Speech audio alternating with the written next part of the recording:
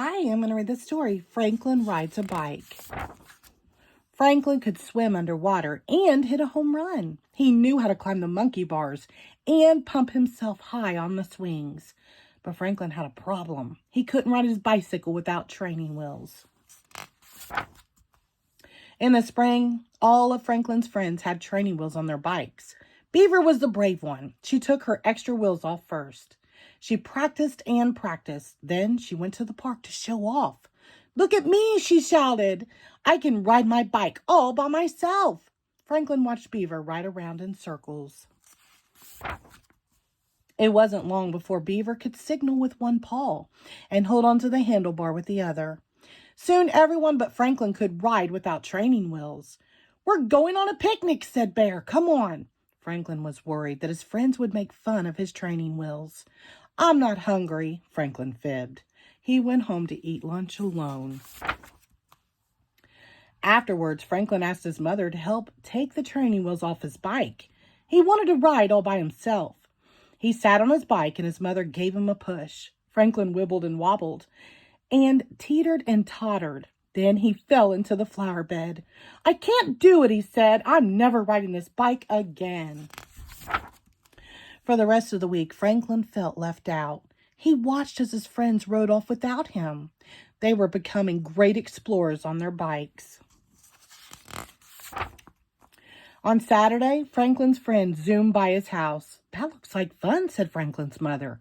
"I can't ride without my training wheels," groaned Franklin. "Did you give it your best effort?" asked his mother.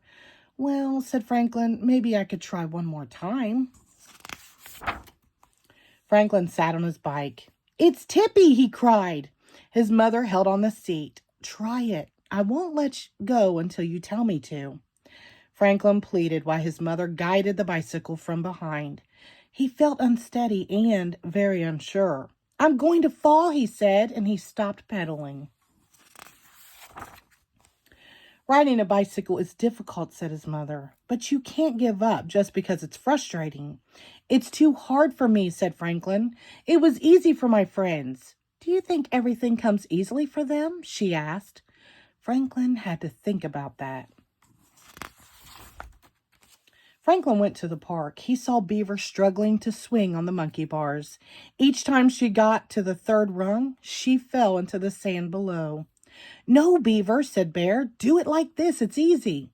"Easy for you," said Beaver. She tried one more time and fell again. "Maybe tomorrow," Beaver grumbled.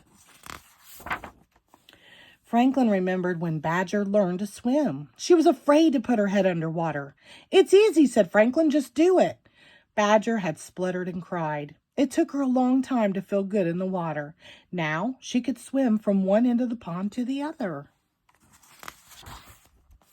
Franklin thought about the first time Fox played baseball. He couldn't hit the ball at all, but he tried and tried until one day Fox got a home run. Just then, Porcupine came by. She moved very slowly. She pointed to the pads on her knees, wrists, and elbows. "They make me feel funny," she said, "but they keep me safe." "That's it," cried Franklin. He hurried home. Franklin put on padding. He lined the walk with old pillows. "I'm ready to try again," Franklin told his mother. "Now I won't worry if I fall." Franklin sat on his bike and his mother held on to the seat. Franklin wibbled and wobbled and teetered and tottered. He fell many times, but he never gave up. Then it happened. Franklin told his mother to let go. He didn't veer into the bushes, and he didn't crash. "Way to go," cheered his mother. Franklin was thrilled. Finally, he was riding his bike all by himself. "I can do it," he shouted. Franklin rode to the park to show his friends. "Look at me," he called. Franklin tried to signal with one hand like Beaver, but he toppled over. "I think I'll work on that," he laughed. "Not everything is as easy as it looks." The end. Thank you.